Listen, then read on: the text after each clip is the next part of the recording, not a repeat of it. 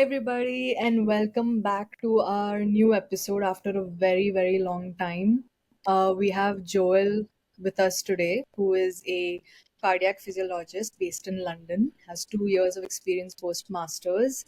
Thank you, Joel, so much for coming on our show today. We are really excited to have you. Why don't you tell us Oh, something a little bit about yourself? well, first of all, thank you for inviting me to your show and giving me an opportunity to speak down on the things that we have to speak. I know you might have some set of questions that you need to ask me, which I have no idea about what's going to come, as it's a spontaneous thing that has been known. Yeah. Well, uh, let me start with an introduction of myself. Mhm. Uh, I'm Joel, born and brought up in India, but now basically based in London, working as a cardiac physiologist. Recently moved to London. Mhm. So everybody might be in a question like, what does a cardiac physiologist do? Yeah. So lots of you might have heard cardiologists and doctors who are there. So we are a set of allied health professionals that we Okay. where we deal with the diagnostic procedures of the heart and therapeutic procedures. For like example, you might have known about angiographies, angioplasties. Right. So Right. these procedures takes place in a place called as cath lab. A So cat in lab. cath lab, a cath lab, yeah. Okay. Okay. So it's like an invasive lab where you have Right. the minimal invasive done. So there are a set of people who work in cath lab. We have nurses, we have radiographers, we have cardiologists, and then we have cardiac physiologists.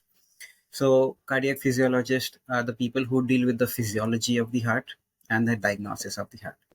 So Okay. we tend to start with the ECGs. Uh-huh. So we know how to perform an ECG, record an ECG, and as well as interpret an ECG. And then we have echocardiogram, which is a scan of your heart. So many people have might gone through the ultrasound scan for their abdomen or whenever they're pregnant or anything as that. The same ultrasound system has been used for the heart, where we see your Right. heart structure, the four chambers, the valves, how it is working, which muscle is working, how, what segments are working. So that's how we deal with the echocardiogram. So the duty of physiology is to record, analyze, and report the system, and then send it to the doctor who's requested it. Okay. Then we come to something called as ETT. It's something as exercise treadmill test, where we put the patient on Okay. stress on a treadmill and see how his heart is responding to the stress that we give. So there are Okay. pharmacological stresses as well, and then therapeutic. So these all comes in a range. So basically, we work in a support of cardiologists, and all the sets Mhm. of tests that they need to do, they send it to us. We do it for them, and then they go forward, and then they give the treatment. So that's what it's a Right. short, cut and short, sweet note about cardiac physiology. There's a Right. lot more to tell, but it's going to take a lot of time. That's going to be some other topic some other time. Right. Yeah. So do you get to be like when there are like heart surgeries going on, do you get to be in the surgery room with the doctor to Oh assist? yes, Like we are you have to be there. We have to be there you have because to be there? Okay. we are the one who are monitoring the hemodynamics of the patient. Okay. So Okay. when the surgery is going on, we are the one who are monitoring the hemodynamics. So if there are any changes in the hemodynamics, we have to be there. And there are many surgeries for arrhythmias these days where pacemakers come into role. So if you have pacemakers, you have to a cardiac physiologist is a person who programs a pacemaker, who does the following checkup for the pacemakers. What is the So pacemaker exactly? basically in your heart there's something called as conduction system. So Okay. we our own heart is a pump. So Okay. Right. for Right. basically a normal pump, you take a water pump and then you have to make it work. You need to give it some sort of electrical supply for it to work. So Right. when our heart is a pump, we have an electrical supply called as conduction system, which starts with something Right. called as SA node, that is the sinoatrial node, which is the pacemaker of the heart, from where the conduction system starts. Something called as action potential, it has the Right. 80 phase that we say. So that plays into Right. action, and you have your own set Right. of electrical current coming out. So it is induced by the pumping of the heart is induced by the electrical current. Okay. So when you have the current, so the pacemaker, what it does is it induces the current, but there are some regions where you have blocks. Not only you Right. have heart blocks where your coronary arteries are affected, but you also have conduction blocks. These are basically rhythm blocks, so which tends to Right. give you arrhythmias, irregular rhythms. Basically, your heartbeat skips, or you have high heart rates or slow heart rates. So then, at that period of time, these pacemakers Okay. come into role, where these pacemakers are put into the a lead is put into the heart, and pacemakers are placed so that they give you external impulse to the heart, so the heart starts working in a normal function. So these are pacemakers. Okay. Okay. So Oh, so then these need to be know that. programmed. These need Yeah, to be these need programmed. to be Okay. Okay. programmed. You need to set it into the mode that is required according to the patient, which mode he needs or what rate you have to set. And there's voltage, there's threshold, impedance, many other criteria that you need to see. So that is done by a cardiac Right. physiologist. Oh, wow. So that's like a huge set of responsibilities alone, Oh along yes, with it the is definitely along with the studies you come a lot of response. It's like when you read the books you don't come across all of this, but of course, then like once you're when practically you doing start it, then it when comes you to when you you. start working, then it all comes to picture. Yeah. Have you been in Yeah. surgery though? Like, have you been in surgery working with doctors? Well, we don't step into open heart surgeries because that's not Okay. our expertise, but we are there in all the intervention surgeries. Oh yes, we when we were training, we have stepped into angioplasties, angiographies. We have done congenital device closures. So Right. I have been assisted many cases back home, but in London, I'm specifically for echo here at present. I'll be Okay. shifting on to other things in coming days. But back home, I have Hmm. attended cath lab cases. I have also assisted in procedures. That's So all. Joel, tell me, Mm-hmm. it's cool actually. It's really cool. There was a lot I just learned right now because I didn't, first of all, I didn't really understand the difference between a cardiac physiologist and a cardiologist. But now that, like when you told me about it, there's a lot of responsibilities alone that you have to look through along with, Yeah, it's like a cardiologist and a cardiac physiologist work hand in hand. they work hand in hand. So you're more like a right Yes, hand to the hand. doctor, Yes, basically, yeah, right? yeah. So So basically, all the tests that he needs, we provide him Mhm. with the details, and then he talks to the patient, and the patient has been treated accordingly. That's really cool. Now, being this episode being on mental health, I wanted to know more about the correlation between mental health symptoms and and heart problems. So Mm-hmm. there were like a few questions I wanted to ask, and I'm pretty sure our audience also Yeah, wants yeah. to know. Mm-hmm. You know, so does stress and anxiety affect the heart health? Like, are they Well, correlated? definitely yes. It's a Okay. big yes. Wow. So stress can significantly affect your heart in several ways. So basically, I would say primarily it would increase the risk of several cardiovascular problems. Okay. So basically, when you're stressed out, your body has a shoot up of adrenaline in your brain. Yeah, it's Uh-huh. the adrenaline comes up, which tends to rise your uh, heart rate, and then the fight to fight response.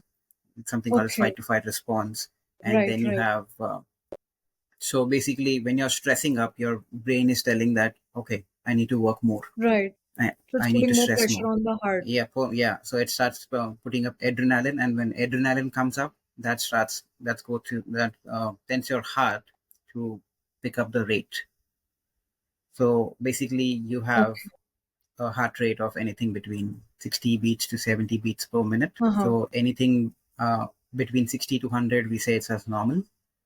Uh-huh. Anything above 100, we call it as tachycardia, which is higher heart rate. And Okay. anything below 60 is called as bradycardia, which is lower heart rate. So when adrenaline shoots up in your body, it tends to increases your heart rate. It Uh-huh. goes more than 100. And when it goes more than 100, then your pressure increases in the blood. And when your blood pressure increases, that causes a lot of side effects when you're going forward. So blood pressure What kind is of very side common effects these days. basically? So blood pressure is something like it's a pipeline. Your body is made up of Right, pipelines, right. and your arteries where the blood is supplying, they all are pipes. Hmm. So you take basically an example of a pipe out Mm-hmm. where the water is flowing. and your pipe has a capacity. You tend to pressurize the pipe with more capacity than it holds. So obviously, what's going to happen? If you put pressure on a pipe more It's than it gonna burst, holds, it's obviously. going to burst, definitely. Right. So the same thing happens with our arteries. So when we are when the heart is trying to pressure it more, when the blood pressure is high, so we have something called a stroke that comes up. Right. Right. Right. Right. Yeah. So that is because when your arteries in the brain are very tiny, very minute, and when the I pressure heard tends that arteries in your brain are like fine hair, kind fine of. hair, yes, That's yes, true. they are very, Okay. yeah. So what happens is when the high pressure blood in that zone tends to hit, the arteries Hmm. cannot take it anymore, and then they Right. burst. And when they break open, there's a lot of blood coming out from that. Then hematoma comes up, and that is the reason ischemia happens in that region, and then you get stroke. So Oh, blood pressure is one of the main cause of stroke, and the main reason for blood pressure is stress. of course, Yeah, correlated over there. so So, that's how it is. And like I said, inflammation of the vessels and not only related to the heart, but anywhere in the body, it can cause damage due to the blood pressure. Blood pressure can cause damage to any part of the body. And with stress, you have something called as elevated cortisol levels. So right. cortisols are nothing but it's an hormone in your body which helps you to Regulate your regulate heart your function. system, heart Right. functions, and all.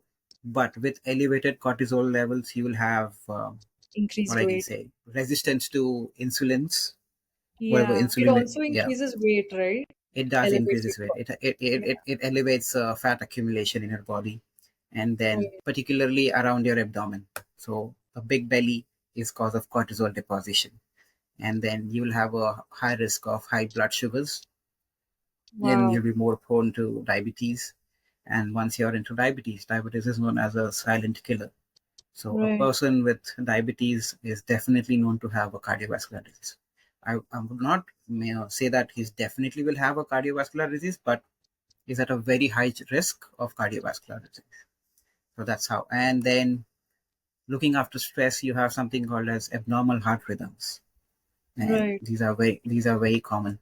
So you have either high heart rates or lower heart rates. Lower heart rates are basically because of the block of the conduction system, Right. and high heart rates are because of shoot up of adrenaline and because of high pressure in your heart, in your pump. It's not able to Hmm. take it. So our body is a very adaptive body. You try to teach your body, it will learn. You don't have an organ in your body, it will adapt to it, and it will create your body said, I don't have that organ, I need to walk in my own way. So Hmm. your heart is the same way. So the more you tend on pressuring the heart, the more hearts get adaptive, and it starts thickening itself. Many of us, we forget heart is an organ which is made up of muscles. Right. So muscles tend to grow. Yeah.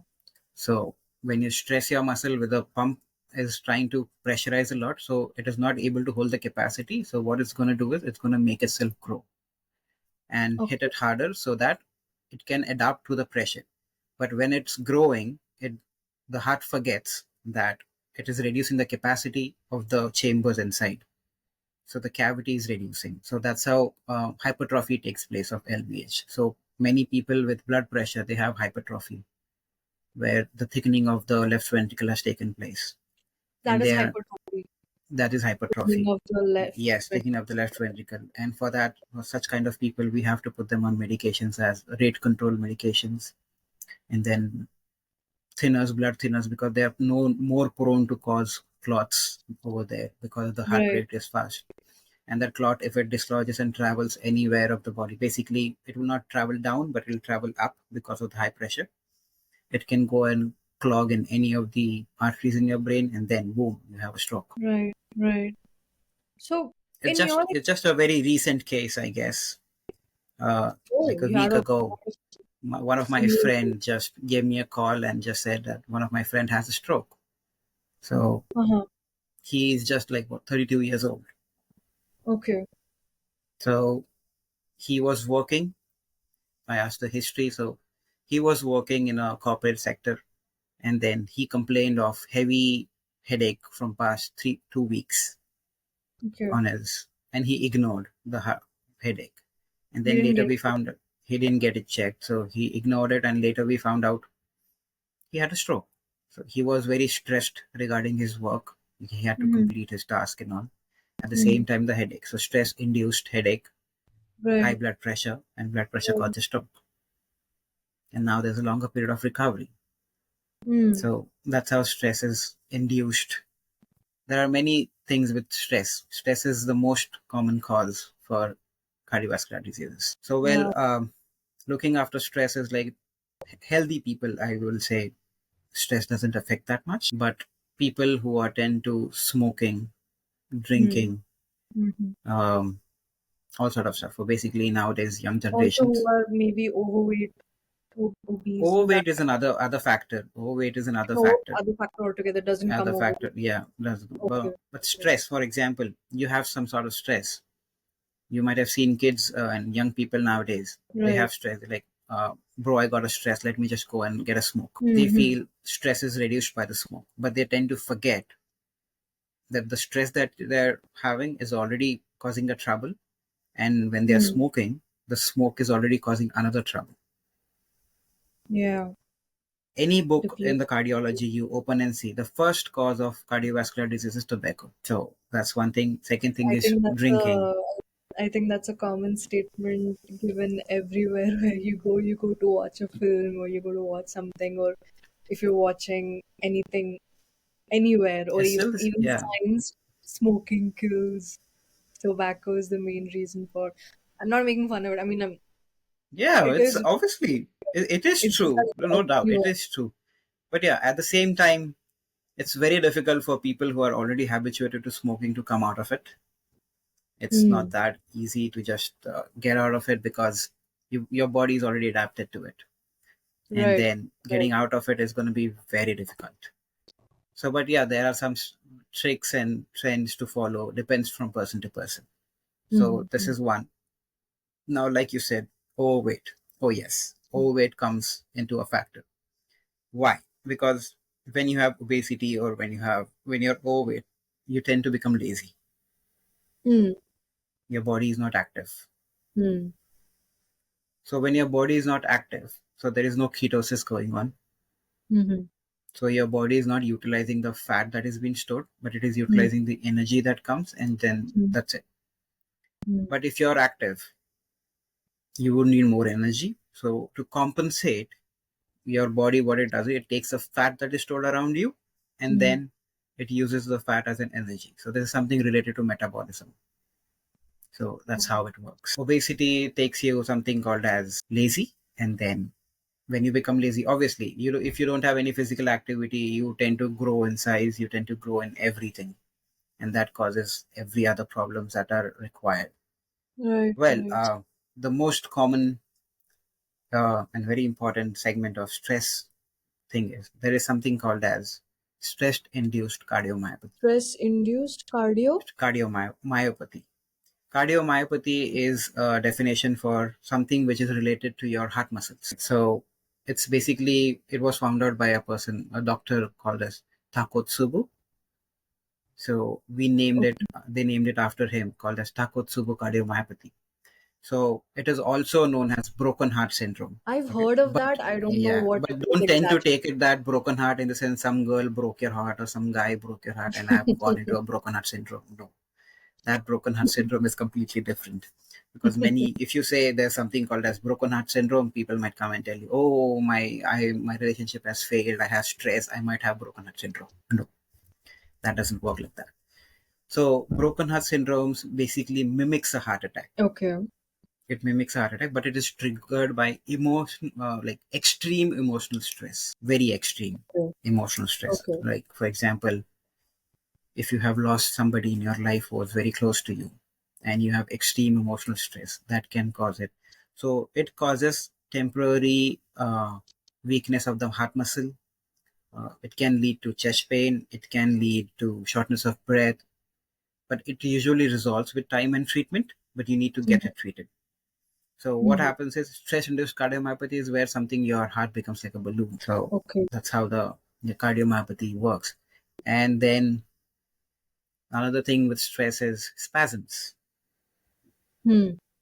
So sometimes stress can cause spasms of your coronary arteries where the blood flow is reduced to the heart, and this can cause chest pain, angina, called as angina, and can lead to a severe heart attack as well.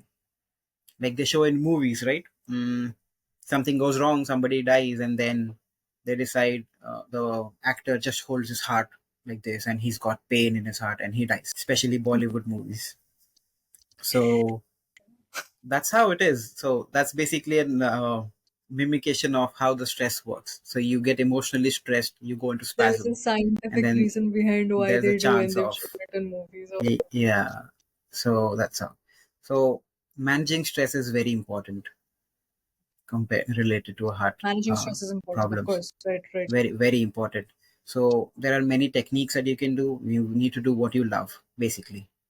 If something is stressing you out, move out from it, take a break and get out of it. Just don't try to stay there. Okay, if Right. you are able to cope up the stress, well and good, go ahead. If not, say I'm stressed and just come out. You need to do relaxation activities, you need to do physical activity, you need to get a proper sleep that you need. You have to protect your heart. So Hmm. recently on 29th September, we had um, a World Heart Day celebrated all over the world. So the theme was use your heart for action. So if you want to use your heart for action, you need to have a healthier heart. So you need to always remember everything that you do in your body is related to your heart. If your heart is healthy, you can do it. If your heart is not healthy, you cannot do it. So it is our responsibility to take care of our heart. I cannot depend on any cardiologist or any cardiac physiologist or any other medical person to take care of my heart. Oh, definitely. They will. Once you go to the hospital, they will look after you. They will tell you what it is, what is happening. They'll diagnose you, they'll give you the medication. But at the same time, when you come back home, it's your responsibility. Our job Indeed. was to tell you that you're suffering from this, and that's it. We gave you the medication. Now the main part begins. The main part is how are you trying to manage it and how are you trying to improve your sector of stress, improve Hmm. your management. We are the first line of defense, we understand. But the second line of defense is also very important, which comes when you come out of the hospital. Because Right. many people feel, oh, I've come out of the hospital, my surgery is done, I'm perfectly fine. No, that is where the main step starts. That's where So you start actually, where you that is where actually you start start actually doing start it. thinking Because the main that, obstacle okay, is moved by you, but yes, yeah, taking care of it would be okay, the yeah, we just showed you the path that you have to walk. But walking or not walking is your responsibility. That's how yeah, it works. So stress does play a very important role in uh, in heart in problem. in heart problems. Yes, So when you play an important role of helping the patient out of their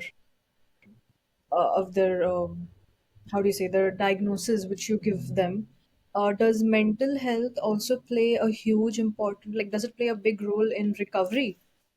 obviously, yes. So you have patients diagnosed with some sort of cardiovascular disease or some sort of abnormality, and then there's a regular follow-up kept for the patient, Okay. Okay. and then they come for the follow-up. At the same time, the patient do ask you, is there any sort of improvement, or there is it's become worse, or should Mhm. I worry about it? So yeah, that's completely related to their mental health, because when they are coming for follow-up, they have in their mind, oh well, my problem might have been solved or not. So Right. we have to think before talking to the patient. So so there was um, one good saying that I read somewhere. So for example, a patient comes up to me and I know that he has cancer. Hmm. Okay, but he has no symptoms, nothing, doing nothing. He's living his life, enjoying. So now when I go, should I go and tell him that when he comes to me, you don't worry, you'll live your life as long as possible, enjoy your life and be the best, or should I tell him that you have cancer? You're gonna have to tell him the truth, right, about his condition. You can't put him We can deny him saying that there is nothing, you don't need to have, because there is no symptoms. But yeah, unless and until I tell him, it's not going to be working in his head. Okay, when I tell him that you have cancer, he's going to think, how did I get this cancer? What can I do to manage it? So that's how he will start looking into his life, that what is he doing and where steps are going wrong so that he can correct it. So the Hmm. same way, it depends on how you're trying to convey to the patient and how you're trying to talk to them. So you need to explain it to them very well that this and this is your condition and this can be improved and this is how you Right. need to improve it. So mental health does play an important role here with the Oh, patient when we are talking. right. So in your experience as many patients where you have helped the doctor give the diagnosis, or where you have given, do you give diagnosis? Are you allowed to give diagnosis, or does the cardiologist do the final part?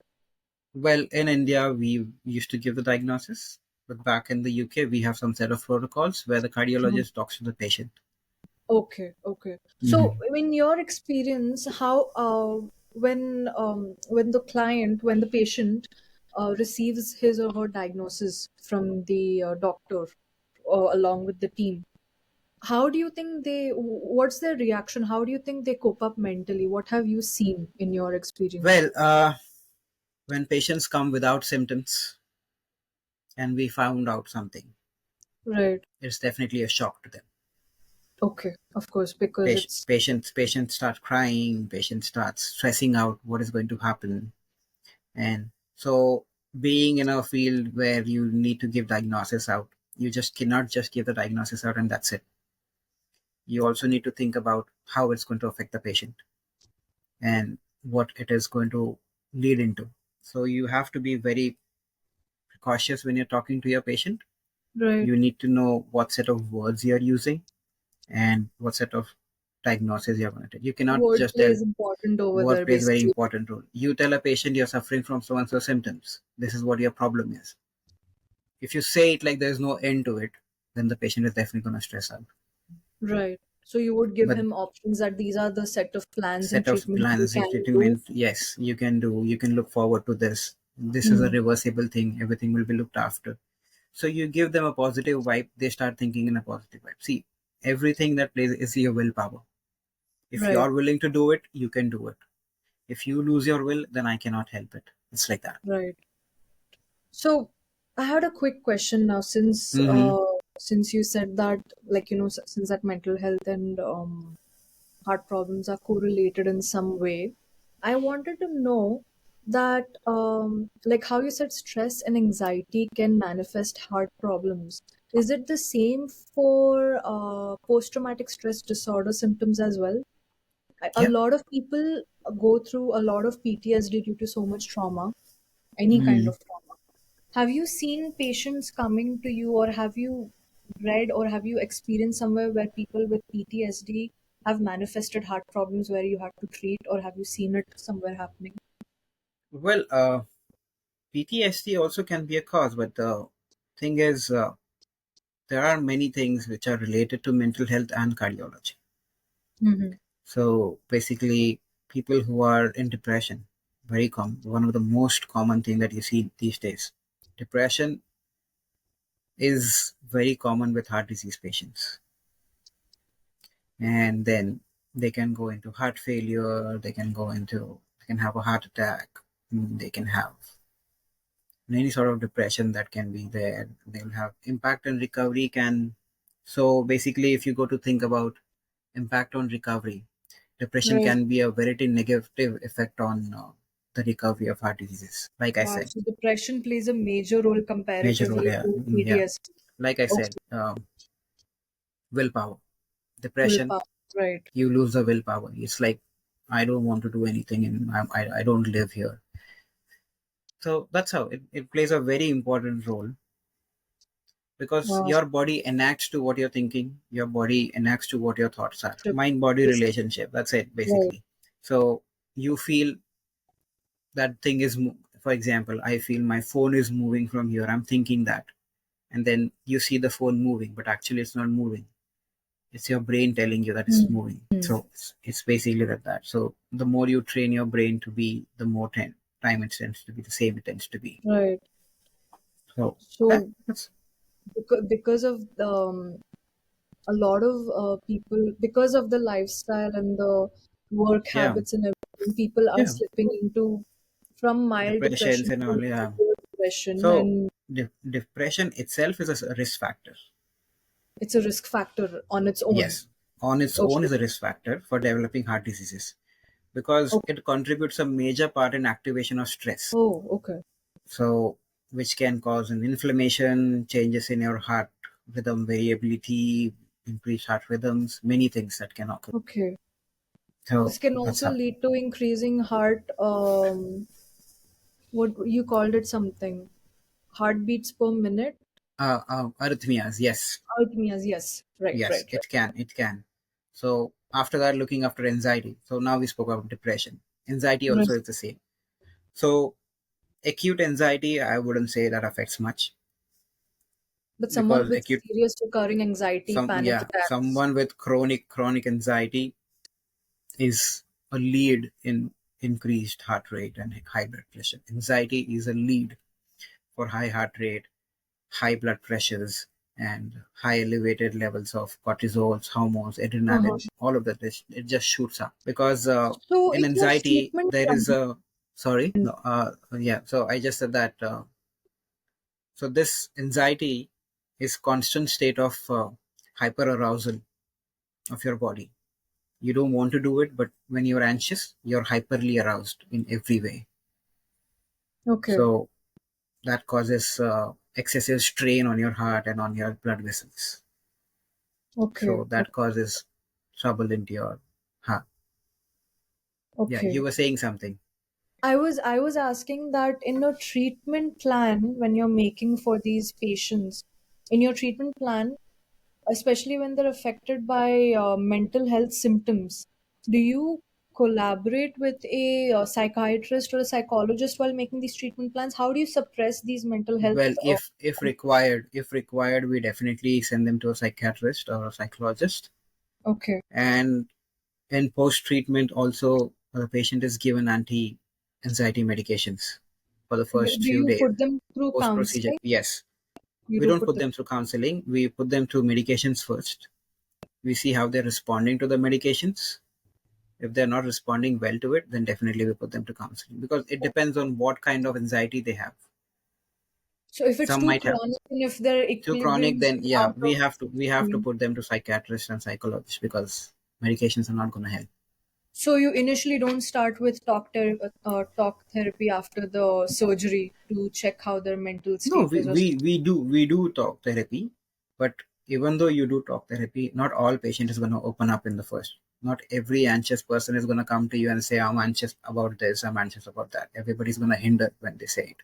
okay, So okay. we So it's tend, different with so every patient basically. It really different with every patient basically. So doctors tend to put them on anti-anxiety medications, a very mild dose, okay, okay. which can settle them down. So yeah, Is it the that's same for patients with like for example, some patients they don't like hospitals for their very own reasons. They don't like hospitals, they don't like needles, and being on needles and pipes and medication and everything kind of induces trauma towards the entire experience of being in a hospital. mm, mm. So, how do you deal with those kind of patients? Have you seen So for patients this, yeah, so for this, there's something called as a very basic thing, something called as white coat hypertension. white coat hypertension? Yeah, so Okay, hypertension is basically nothing but high blood pressure. right, right. So white coat hypertension is when the patient comes to the hospital, he has a high blood pressure. That's Because because he's doctors in white coats anxious. and needles and Yes, that everything. yes, that is why it is named as white coat. And then yeah, they have stress regarding that. Some patients have trauma in the hospital and they don't feel like going back to the hospital. So with such patients, you have to deal with a very different manner. The approach is very different. You have to Right. sit with them. You have to explain what is it. First, you have to explain their condition, what condition they are going through, and how we are going to help them. And then what are the treatment choices we can give them, which they are comfortable in, and how it is going to improve their overall health. So that's the approach that has to be taken. Okay. I wanted to quickly jump back to what you were saying about depression being one of the major factors Risk of factors, yes. risk Hmm. factors for heart problems. Hmm. Um, this would also But people with depression would generally like, I mean, this is not a necessary fact, but some people do prefer to be isolated because of the same, because they're going through that, and they become more antisocial, and they kind of isolate themselves from others. So does Hmm. isolation or being lonely can also be a part of manifesting heart problems? Yeah, it can definitely. So, like you said, PTSD, like the post-traumatic stress disorder syndrome, and Uh-huh. so high. Basically, PTSD is which offers, I would say, how yeah, which often occurs in traumatic experiences. It's basically because linked with high risk factors of Right. developing heart syndromes because it is related to the autonomous nervous system. Hmm. So PTSD is not something which has in control with the central nervous system, but it's with the Hmm. autonomous nervous system, which the body has no control over. Autonomous is involuntary. So what PTSD does is it often causes a dysfunction in the autonomic nervous system, Right. which leads to imbalances if in your heart rhythms in your heart because your heart is an involuntary muscle. It has to work whether you're sleeping, whether you're doing something, anything. You don't have control over it. So autonomous Right. nervous system has control over it. So when the post-traumatic stress disorder is trying to attack the autonomous nervous system, so you can relate. When your Right. autonomic nervous system is attacked, then definitely it's gonna cause a differentiation in the heart that it starts to work now. Hmm. Okay. So yeah, and like you said, self isolation and social loneliness and all of those things. So these factors have shown to increase risk factors. Like a lack of social support from people tend to makes you go into depression more because you don't have anybody to talk to. Right. You're depressed. You have no idea what's going on with you. You have nobody to talk to, nobody to give you any advice. So you keep it to yourself. It goes on building up, and then it causes stress. You Right. might never feel that it's caused stress, but it does. Internally, it does because your brain has something called a subconscious mind state, wherein you go on thinking about your stuff. Even we, with a normal human being, even we, when we are not stressed, when we have some sort of work, when you sleep in the night, your subconscious mind is going on that next day morning I have to do this. This is my next day schedule. I have to follow this. So that's how things go on. And when you don't have socialness in you, you're not socializing, you're not going out, you don't know what to do, then definitely it's gonna hit you back in a very different way. Right. Right. So, in a line to this, have you seen that people who come alone for treatments and They're compared to scared. people who have family support, do you see the Hmm. recovery differences in both of them, or their Yeah, mental state? Of course, there's a yeah, difference. there obviously. So if you have a family support, you're more socialized. You tend to be more fast. There is a chance of more faster recovery compared Right. to being lonely. So Right. that is why you've heard seeing like people talking, right? When somebody is in a hospital, there is somebody with them all the time. They don't leave them alone. Right. Why? Right. Because they need help. There has to be some sort of social connection so that it helps them to recover faster. Loneliness Right. is not going to help in recovering faster. It's going to slower It the slows down. It pace. happens, but it's Yeah, just slower than. it recovers, no doubt. You do recover, but it's a very slow process. Right. Right. So, before the person goes into well, how do you say, before they go into surgery, Mm-hmm. do you as a cardiac physiologist, or do you have a counselor with you, someone who can help them mentally cope up before they go undergo a surgery? Like, Yeah, do you the play one the role of a the mental? surgeon who's going to do the surgery. So how do you do it exactly? How do you talk to your patient before you put them under surgery? Because they'll be rattled and scared, obviously. Yeah, So so basically, you explain the procedure in detail, okay, what you're going to do, how you're going to do it, what are the risk factors that can come up. See, every surgery has its own risk factor, right. and with heart surgeries, there's always a 10% risk. Mm-hmm. We can say 90% success, and there's always a 10% risk. What happens is, because your heart is habituated to the less amount of blood that it was receiving, and then when suddenly the surgery is done, it has a huge amount of blood gushing to it. We don't know how it's going to react to that. It can Oh, react in many different ways. It can be perfectly, it will be like very happy, smiling, oh, I've got the blood.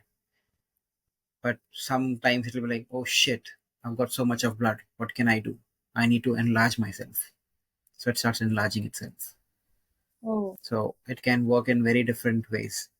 So we have to explain every sort of aspect that can go in with the patient, and then every detail in procedure, how long it's going to take, how long the recovery is going to take, so that we mentally prepare them that, okay, this is the procedure that's going to take place, and after this I'm going to have this. So that's how right. it works out.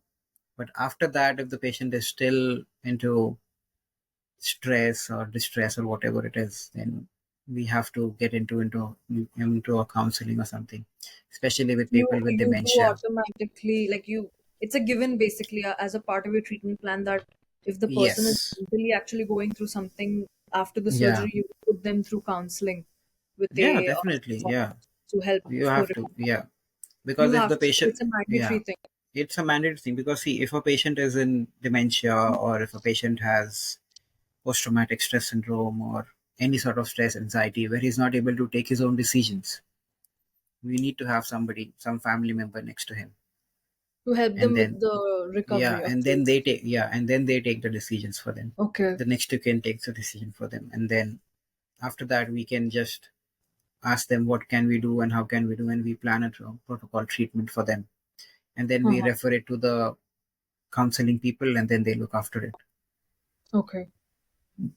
So how do you deal with families who lost their loved ones during surgery? You couldn't save the patient and they died on table or during surgery. Oh well, there was one case I remember, so I wouldn't give you much details about it, but No, of course not. I mean yeah. that's fine. So as everything went on well, Hmm. everything went on well. We called in the family members. We showed them Hmm. that if the stenting and everything went on well, we'll be shifting out the patient in some Hmm. time. Hmm. Like I said, so when your Hmm. heart is adapted to a less flow of blood, suddenly there's a high flow of blood. As soon as Hmm. the family members stepped out of the OT, the patient had something called as ventricular fibrillation. Ventricular fibrillation. Yeah. Okay. So then we had to shock the patient to get his heart Okay. rhythm normal. So in ventricular fibrillation, your heart starts beating up to 250, 300 beats per minute. Okay. Okay. So it's just, there's no supply of blood that is happening. There's completely stop of supply of blood, because blood is not entering into the heart and going out at that Okay. pace. So your brain starts to shut down slowly due Okay. to reduced oxygen levels. So Right. patient's family was very happy. Everything went on well. But Right. as soon as the family members left, the patient died on Right. the table. Oh. So that's where you need to deal now. The family members saw. We told them we're gonna shift them out in some time, but then later when they But go then he and see died on table, so it was. a different So scenario. this, So even after the surgery, there are risks, there are risks, immediate yes. risks. Immediate risk, yes, there are definitely. So in such cases, you have to be well prepared, because people don't tend to understand that. Okay. People feel surgery is done, so he'll be perfectly fine. So Right, right, prior to surgery, we do explain them that going through the surgery, we are giving you this risk. It is possible. We are not saying it's right, going to be 100% correct, but this is possible, and this is how it is. And then when something such sort of thing happens, then you have to sit with the uh-huh, family, and then you have to talk to them. You have to counsel them that this is what the right, procedure we did, but this is how it came out to be, and this was expected. We tried right, to manage it, but we could not. So right, that's how it is. So instead of playing the end game, it is right, much better to explain priorly that this can happen, and then it's much more easier for you to explain it on the later if something sort of things happen. But it happens. It is not that it does not. It does happen. There is a right, risk in every surgery that you do. There's nothing called as risk. We have to right. give you a 10% risk in every surgery. You have to mention it to them, obviously, which Yeah, is even if you're to some minute surgery, there's a 10% risk. You never right, know how your body enacts or what's going to come up. right, right. So we're almost towards the end of the podcast because it's like Mhm. it's an intense episode. You knowing about the difference. I mean, with the correlation of mental health and heart problems. So I wanted to ask you one thing. What do you what is your take on the integration of mental health into your cardiac plans, like cardiac treatment plans? How do you, Uh, if there was something you would want to change, how would you want to change it, or something you would really like to push forward? well, the integrated care for cardiology patients, especially, would be like so. Mental health plays a very important part in managing the patient with cardiovascular diseases. So Right, you have to do the screening of anxiety, you have to do the screening of depression, whether the stress is in the critical state or what. And after right, that, you can send the patient for like psychotherapy, counseling. You can put them on medications, which we basically do. We can give them some sort of stress technique managements, like go for some right. mindfulness or some cognitive behavioral therapy. I think you guys call it Right. as CBT. Yeah. Cognitive Yeah, behavioral therapy, yeah, CBT. Yes. yeah. So then that can help in improving both mental and heart health. And Okay. then you have something basically that's okay, that's all your secondary aspects. But what I would say is lifestyle modifications, Lifestyle modifications. which Mentally, is emotionally, complete, physically, which is, everything. yeah, yeah, which is completely patient's responsibility.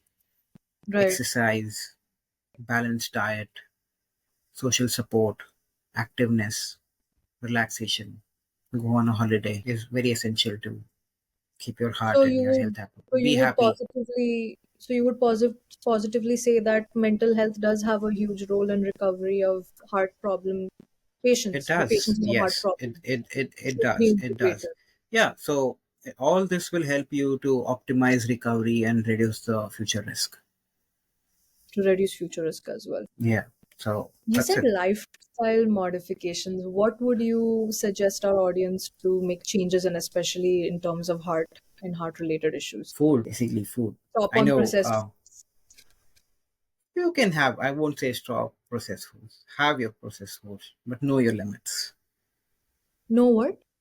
Know your Know your limits. limits. Know your Yeah. limits. Right. Like, Anything excess is definitely gonna trouble you. right. Right. Food. I know this generation in this time of world, we love to enjoy food. We love Right. different sorts of food. We do eat food, but at the same time, you need to know where to cut down and where it is affecting you and start your physical activity. Just don't Right. maintain a sedentary lifestyle. And then smoking, very important. I try to Stop. talk people out, stop smoking. I know it is, I'm not saying it's very easy. I know it's just a word saying stop smoking.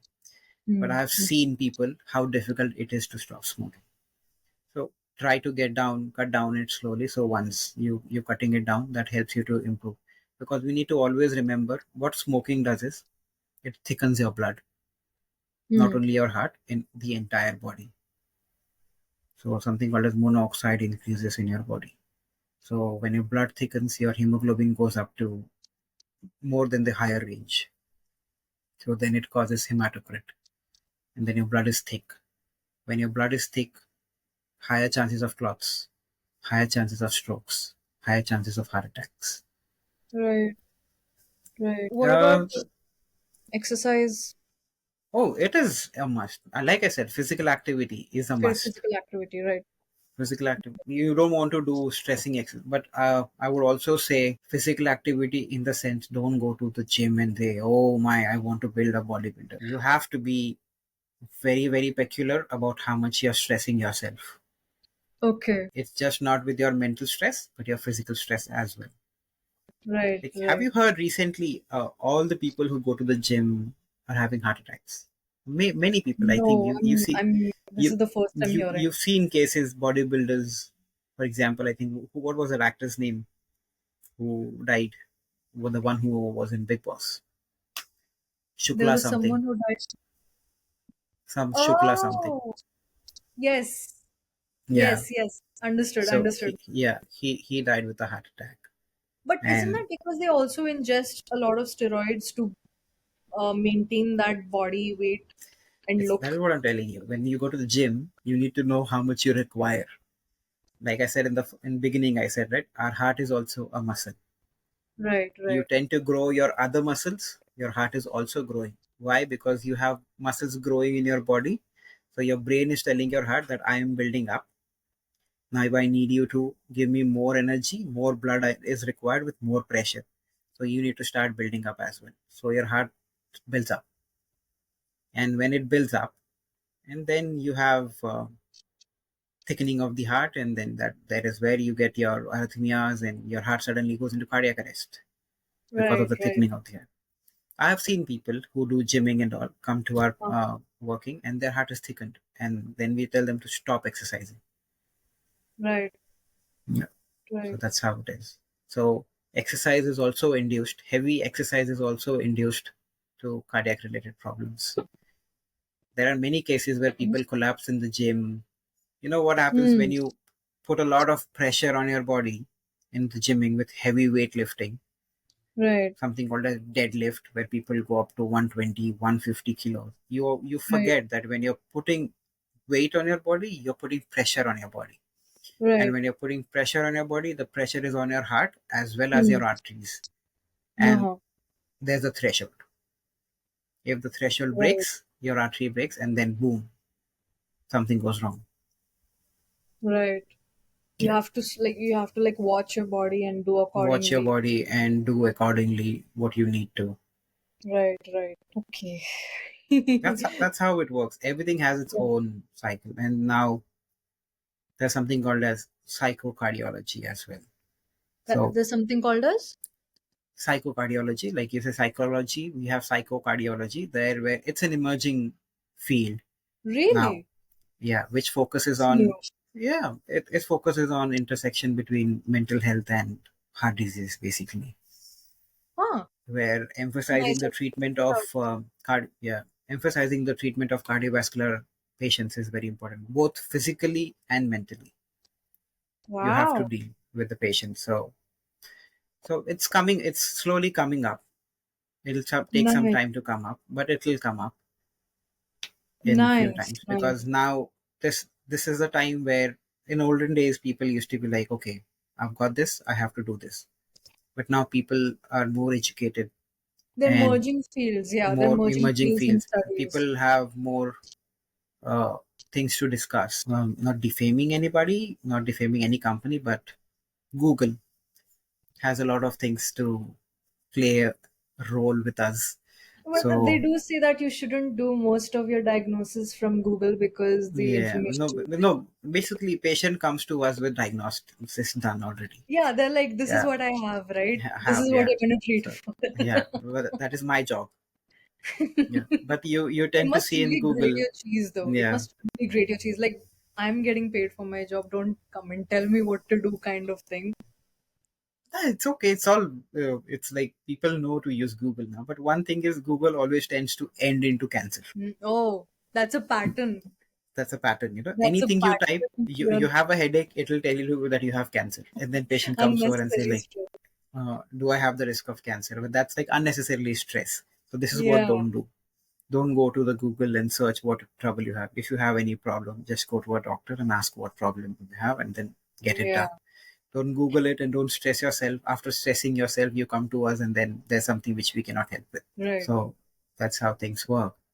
Yeah, but incorporating medical mental care and cardiology practices will help the burden of cardiovascular diseases definitely, right, and will right. overall improve patients' health. But yeah, it's see, mental health is a very big topic and not That easy. is true. That's a very So vast yeah, topic to talk about. there are many patients who would love to get their mental health treated, and there are many who would say, I don't want to do anything. Hmm. In the end, it is a patient choice. You cannot force any patient to do anything. If the patient is willing to do it, you have to go for it. If the patient says, I don't want to do it, you cannot do anything. Right, right. That's how it works. So we're at the end of our discussion. So cardiac physiology, cardiology, and mental health. It was a very intense session, but I learned a lot. There was a lot I found out I about. know I blabbered a lot as well. So No, but I had fun. I had fun actually. I enjoyed listening to what you had to say because there was a lot of information, a lot of content that even I didn't know about as a psychologist, and I think our audience also would love listening to these pointers and take much better care of themselves. So thank you so much for coming today on our thank you so show. much for giving me an opportunity to come and speak out. Yeah, it was Really it was appreciate it. nice. I really learned a lot, and especially about psychocardiology. So here is a pointer by Joel. There is something called as psychocardiology that is coming out, and I think all aspiring psychologists should go and take a look at it if you guys are planning to move your career ahead in a different field. I'm going I to would say research it myself. I would say start your own psychocardiology on Yeah, the I mean, if psychologist. Just yeah, visit any of the cardiologists, have a word with them, and then mm, ask them whether I can talk to their patients if they have any sort of mental health or any trouble. right, See, what I believe is don't wait for something. right. Go Yeah, make it on your own. don't wait for the opportunity rather than grab the opportunity. So I would say go out, search, talk to them, and definitely one or the not maybe out of 10 you'll find two doctors who would say, okay, fine, you talk to my patients. Yeah, Then give go ahead like a and talk. Then you might get something out of it. You might be yeah, able you'll be able to be useful for somebody right. who's what It's I also feel good is for out of building yourself, widens your horizon on yeah. different kinds of population you can work with. So Yeah. So out of 10, if you're helping one patient, that's a great thing. yeah, no, Yeah. no, it is. Of course, it is. So Yeah. that's how things go on. So okay, thank you so much again, Joel, for coming on the show, guys. Thank you Please so stay much tuned for for more. giving us this time Yeah, and letting me yeah. talk. I know I had fun. Really, thank you so much for coming. And guys, you will find Joel's profile below in the description. Also, please give a thumbs up and a subscribe to our channel. Give us a thumbs up, give us a like. Please share our videos with your friends and colleagues, and stay tuned for more episodes. Thank you and have a good day. Thank you, Joel. Thank you. Take care Yeah, and take bye care. bye.